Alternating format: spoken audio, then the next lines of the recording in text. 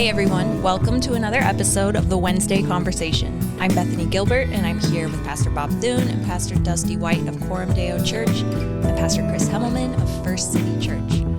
On Wednesdays, we sit down to talk about how the gospel of Jesus Christ connects to the questions and issues of everyday life, and today we're talking about Catholicism in decline.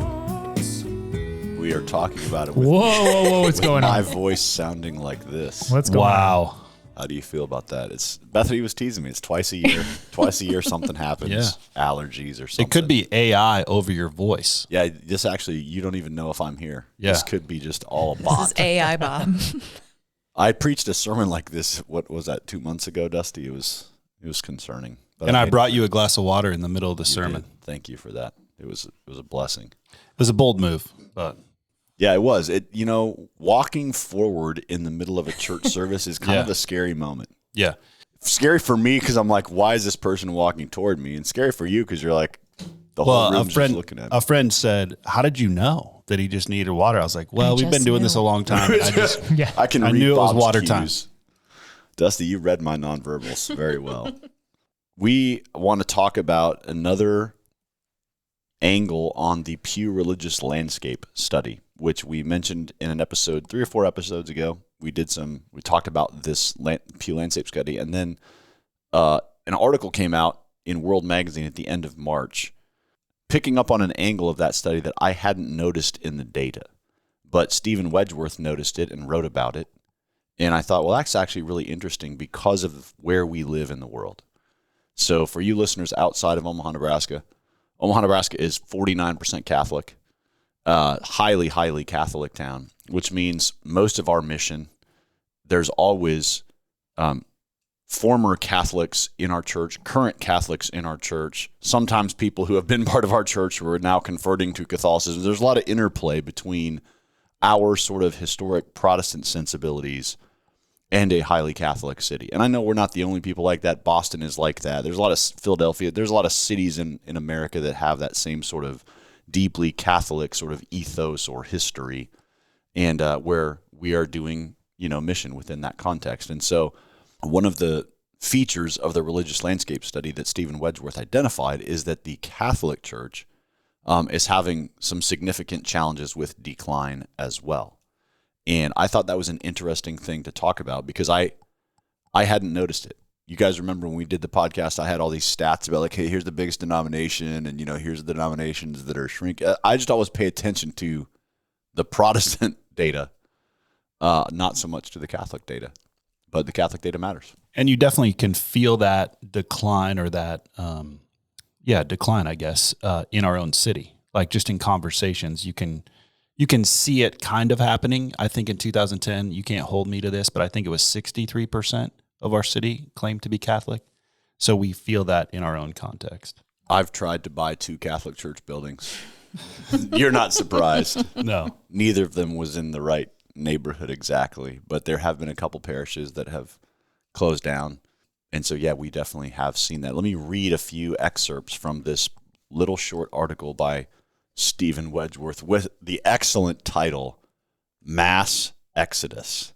So clever. Well played. Get it? Well played. Stephen Wedgeworth writes, the 2023-24 Pew Religious Landscape Study has given us a lot to talk about. The headline takeaways are that Christianity continues to decline in the United States, but at a slower pace than anticipated. Secondly, the study shows that more conservative elements of American Christianity are holding steady, whereas liberal Christianity is dying outright. These are important points that, while not unequivocally good news, still defy many common talking points about the state of conservative Christianity and evangelicalism. The study also gives us one more discourse correction. Roman Catholicism is not thriving in America. Apart from gains from immigration, the Catholic Church is following the same path as the Protestant mainline. It's losing members at a dramatic pace. For every adult who joins a Christian church, this is a bad stat, y'all. For every adult who joins a Christian church, Protestant or Catholic, 6 adults leave. Wow. But when we take a closer look, this problem is disproportionately coming from one particular tradition, Roman Catholicism. whereas Protestantism, including both evangelical and mainline varieties, loses 1.8 members compared to every new edition. Roman Catholicism loses 8.4 members for every new edition. That's an astounding rate of loss. So that's an interesting stat right there, that for every one person who joins the Catholic Church, 8.4 people leave. That's an interesting data point. And so he asked, why would that be the case? What does the data show us? The first thing it shows us is that weekly attendance at Mass has gone down.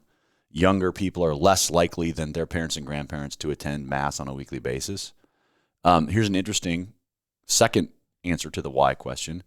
Despite their divergent teachings on the subject, Catholics and Protestants have the same rate of fertility. Compared to evangelical Protestants, the Catholic rate is slightly lower.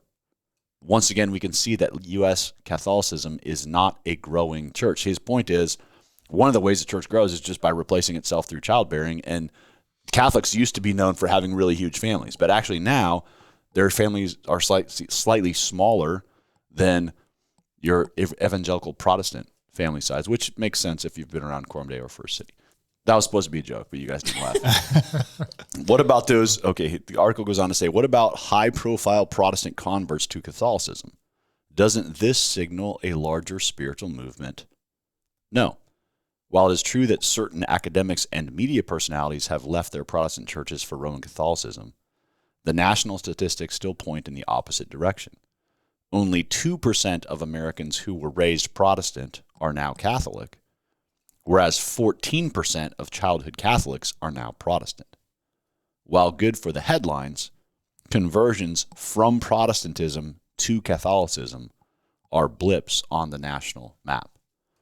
So the question is, well then, if that's all true, how come we don't see a decline in Roman Catholic identification across the nation? His answer is immigration. 43% of Roman Catholics in America are either immigrants or the children of immigrants. So he's basically saying what keeps the Catholic Church at the same percentage across years and decades is that a lot of immigrants, especially from the South, are Catholic. And so basically American Catholicism is declining, but it gets replaced by new people coming to America who are already Catholic. And so he ends this article by noting this, that actually the greatest threat to the church in America, and we've talked about this on a previous podcast, is the lack of catechizing our own kids and students. The loss of its own young people is what he says is the greatest threat to the church, both in its Catholic and Protestant expressions. When asked if parents pray or read scripture with their children, only 44% of Catholics said they do. Mainline Protestant parents are worse, with only 41%. But for evangelicals, the number is 72%. Evangelicals also registered higher when it comes to Sunday school and religious education throughout the week. This appears to be one of the more decisive elements for spiritual durability among Christian traditions, and it is one that parents can take and put into practice. Making religion real bears real fruit. He goes on to conclude this way: the Catholic Church's membership drop is not unique. There's nothing inherent to Catholicism that should cause it to fail in modern America. Rather, its problem is the same that so many other churches have had in America. Christian parents are not imparting the faith to their children. They are not personally investing themselves in the daily lives of their children. The Sunday religion is not permeating the home. In the absence of this basic family discipleship, the unbelief of modern American life will take over.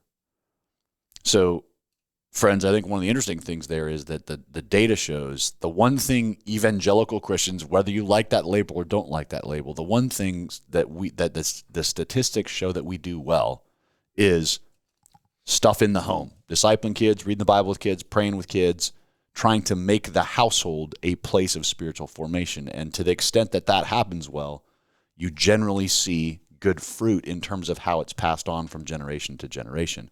Whereas your more mainline Protestants and a lot of Roman Catholics are not being as diligent in that regard.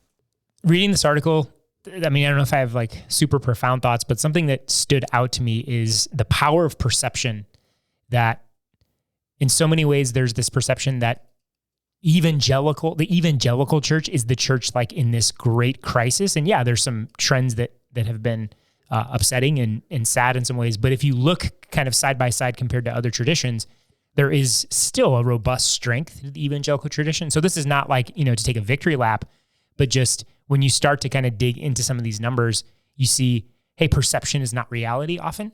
And so while we still should take, things seriously, it's helpful when you're kind of like, hey, there's oftentimes a narrative that is out there that isn't 100% accurate. The second thing is, having had a lot of conversations with either Roman Catholics or I have some friends who were evangelical and have become Catholic. I know people who are kind of wrestling through that. And so there is this perception of the strength of the Catholic Church over and above the strength of the evangelical church. And I think, people have different experiences, but this shows that, hey, that narrative is coming from somewhere and does not accurately reflect what's happening wide throughout the country. So these are just kind of some interesting thoughts about the power of perception. Catholic apologists have always been very active. I think right now, especially on YouTube and social media, that you see really good energy being put forward by some Catholic apologists toward converting Protestants to Catholicism. And that's always been, ever since I was in college, there's a segment of the Catholic Church that does that really well. And so what I've noticed is, he mentions, I can't remember what his language was, but there's a sense in which like celebrities and intellectuals at an unusual rate seem to move from Protestantism to Catholicism. And I think that's true. I remember, this might be before your time, Chris, I don't know, but Francis Beckwith, who's a professor at Baylor, I know who you're talking about. Was the president of the Evangelical Theological Society. Yeah. And then converted to Catholicism, like the year after he was president. And it was like a major thing. And he was like, this guy's supposed to be like the evangelical theologian. And so there are these high profile moves. And I think it does tend to be, some of it is an intellectual movement. I think if you think about novelists like Graham Greene and Flannery O'Connor, like there's a literary and intellectual life in Catholicism that traditionally hasn't been the same in Protestant, especially American Protestantism. So there's a way that exerts some tug on people, and it feels a little bit more, quote unquote, respectable if you're a public figure to be Catholic than to be an evangelical, because we all know evangelical has, certain connotations that come with it. Yeah. But to your point, perception isn't reality. The perception when you see a Francis Beckwith or, a person who's sort of well known in society who becomes Catholic, it sort of feels like, oh, that's a big deal. But the data shows, that's not happening very frequently. Actually, it's much more common that in your neighborhood and in your city, people who grew up Roman Catholic are actually moving toward Protestantism.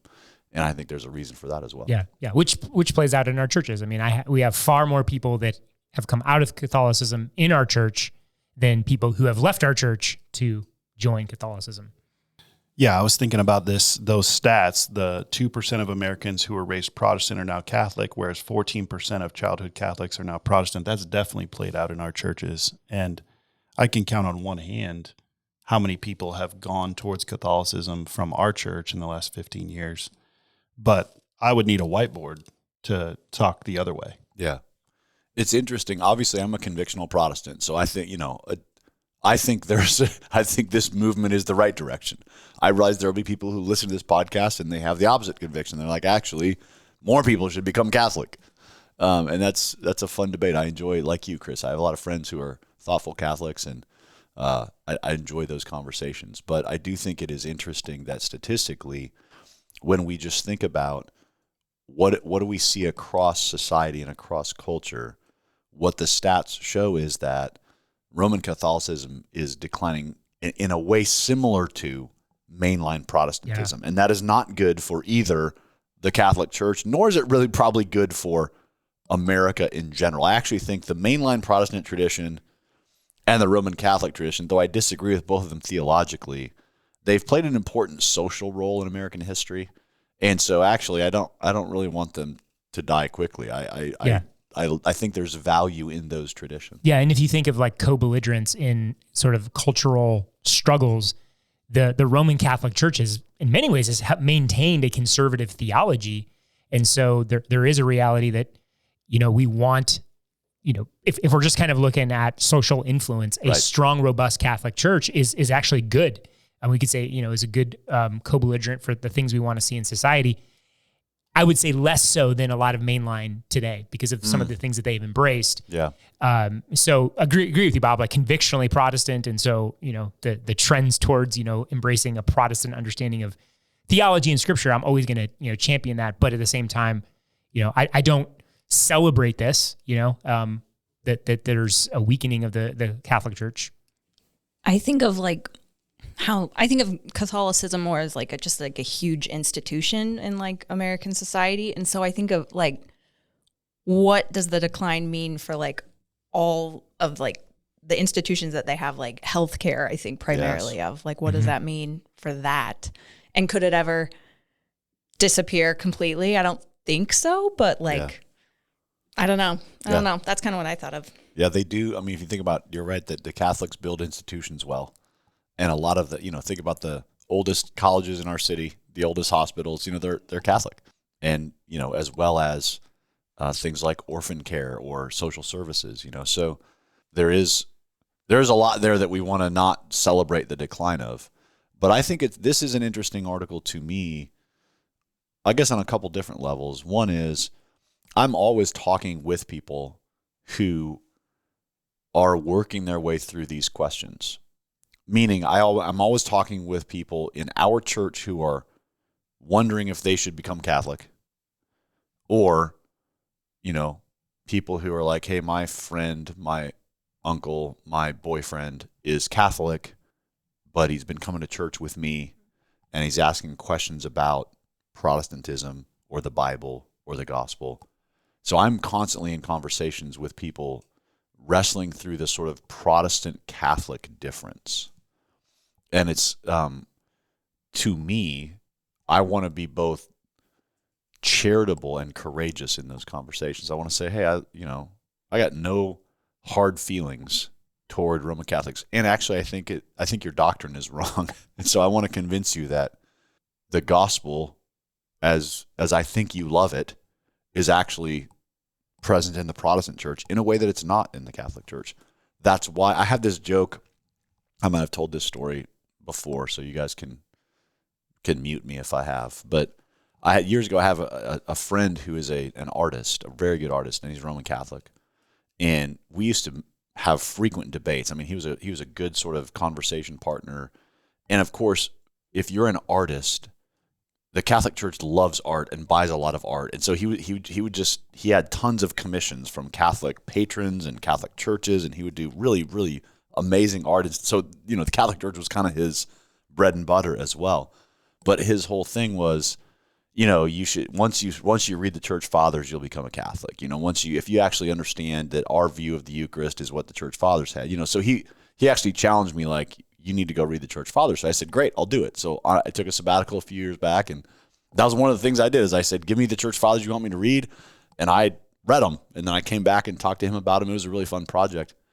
But the joke was, my joke with him, because he became a Christian at a Christian concert where there was an evangelistic presentation. So he came to Christ there and then became a Catholic. I was like, hey man, everybody I know who's born again and a Catholic, it went in that order. They became born again and then they became Catholic. I don't know a whole lot of people who grew up in the Catholic tradition and were born again and understood the gospel within that tradition. It's often that they come out of that tradition, experience the gospel through a campus ministry or through an evangelistic outreach or whatever, and then because they appreciate the sort of high church expressions that Catholicism does maintain, they sort of move back in that direction. So my joke with my friend David was like, well, I don't think you'd be a Christian if it wasn't for evangelicals. You might want me to read the Church Fathers, but I kind of want you to admit that your own story needed some evangelicals to share the gospel with you.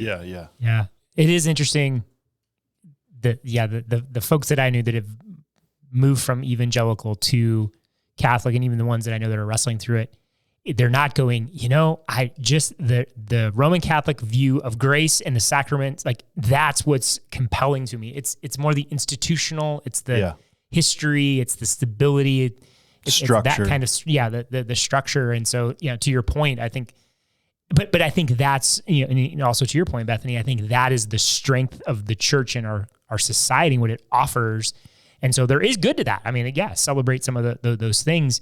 And I think that is what, what we will experience is a weakening of that more so than this robust Roman Catholic theology that is overtaking, Christendom or, Christianity in the United States. It's more the institutional feel. Yeah. I think that's where we're going to just, the effect that we're going to see. Can I lean into the opportunity there? Because I think that's where I want to say, this has been part of the foundation of Coram Deo for a long time.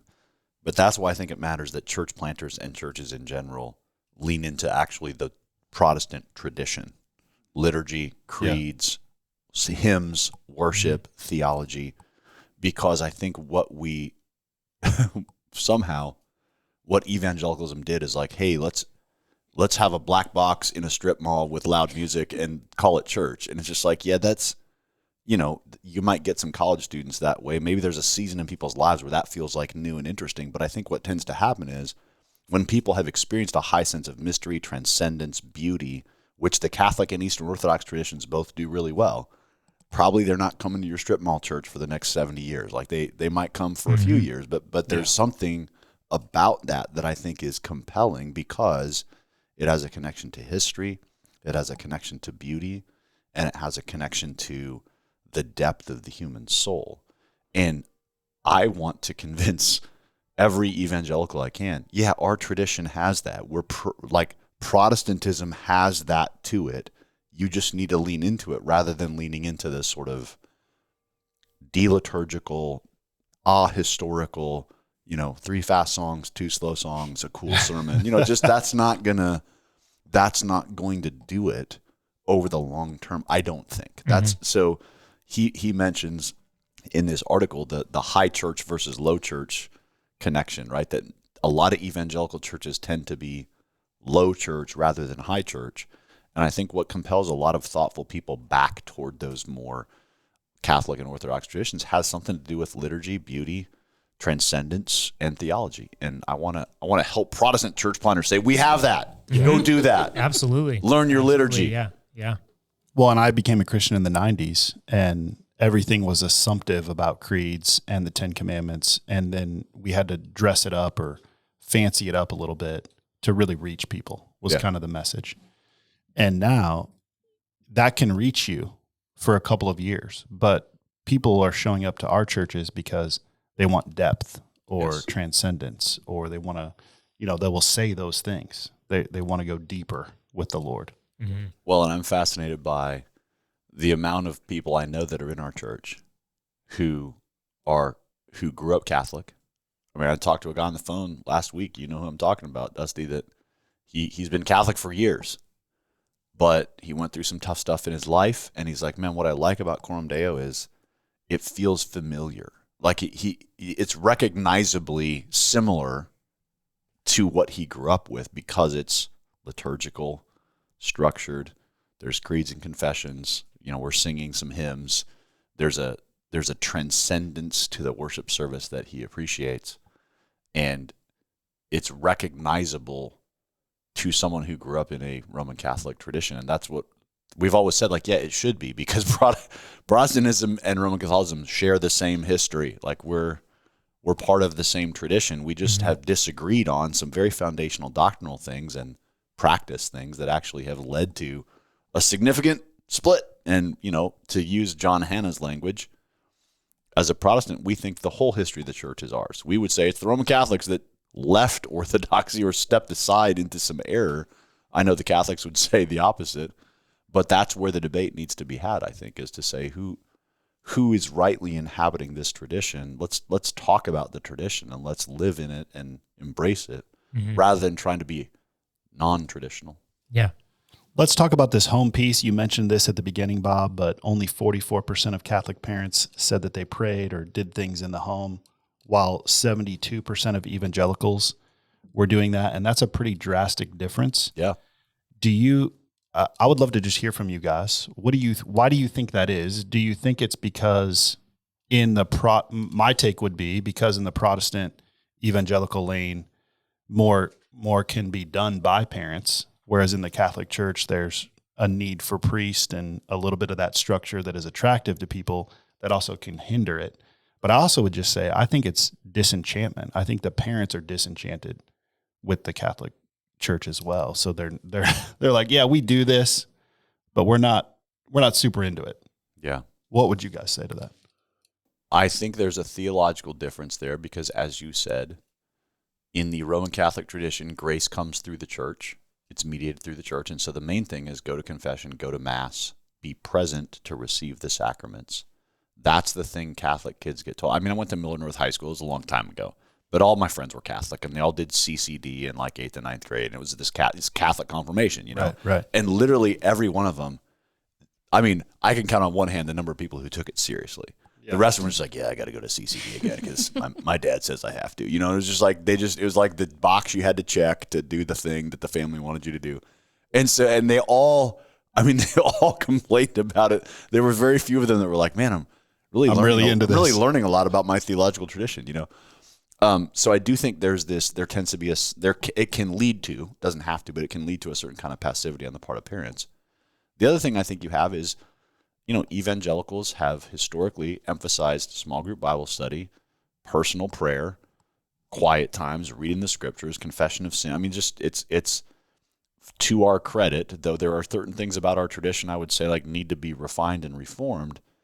To our credit, we have been very committed to like, yeah, you got to be doing this at home, and the church is not the place where all this is going to get done.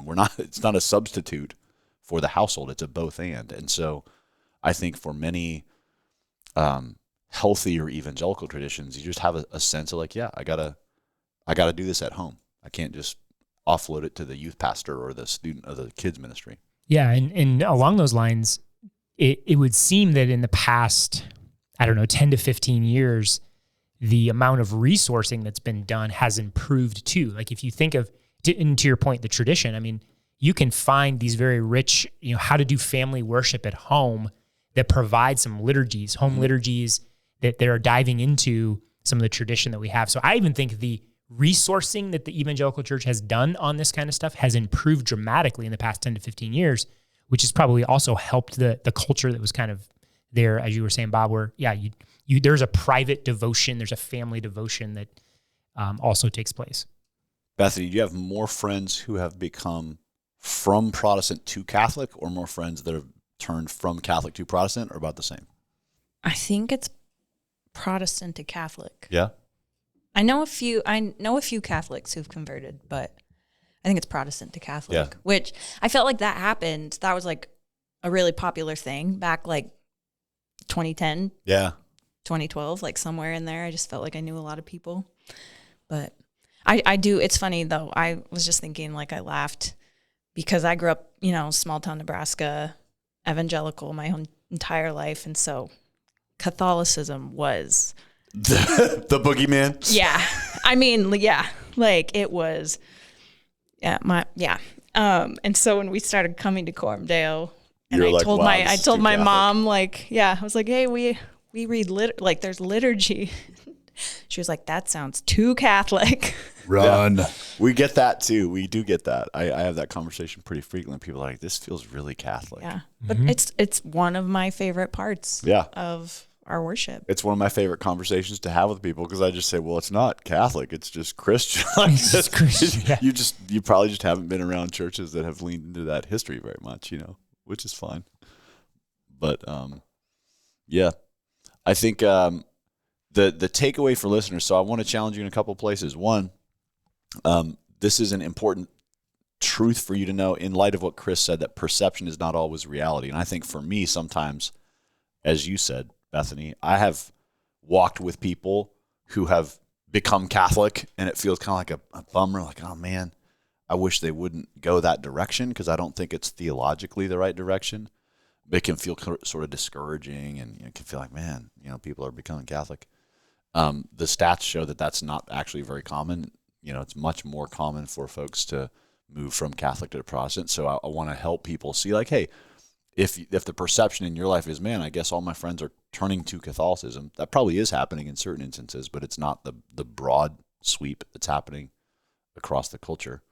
And the other thing is, the other practical thing for listeners is I want you to think about, what do you know about these two traditions? Where is there an invitation for you perhaps to become more familiar with the differences between Catholicism and Protestant Orthodoxy, and what are the key places where these two traditions differ? Because especially in a city like Omaha, Nebraska, and I know this isn't true in every city, but especially in a city like Omaha, a lot of your neighbors, you're going to have to be conversant in some basic Catholic stuff in order to have a meaningful conversation with them, because it's their heritage, it's their tradition, it's what they grew up in. You're going to meet, I would say it this way. I meet a lot more former Catholics than I do former mainline Protestants. Like I don't know anyone who's a former Methodist in my life, or like a grew up Presbyterian Church USA, those people aren't around. But man, every third neighbor in my neighborhood is either is Catholic or grew up in South Omaha or went to such and such high school, So I think there's an invitation here to say the more you understand about the difference between these traditions, the more meaningfully you can engage as a lover of the people around you, and just as a good missionary for the cause of Jesus and helping people understand the gospel and move toward faith in him. So I thought it was interesting to reflect on this interesting insight that Stephen Wedgeworth drew out, that, again, when I first looked at the study, I didn't even notice this fact. But I think it is interesting that the rate of the decline in Catholicism sort of mirrors what we've seen in mainline Protestant Christianity. And that has some implications for how we think about our own lives and our own mission. The goal of this podcast is to equip our own church for discipleship and mission. So if you're a Christian or a church leader in another context, thank you for listening in. We pray that this conversation might be helpful to you as you minister in your context. We love to hear from listeners, so if you have thoughts, questions, or future podcast topics, send an email to podcast@cdomaha.com. Thanks for listening, and we'll see you next time for another episode of the Wednesday Conversation.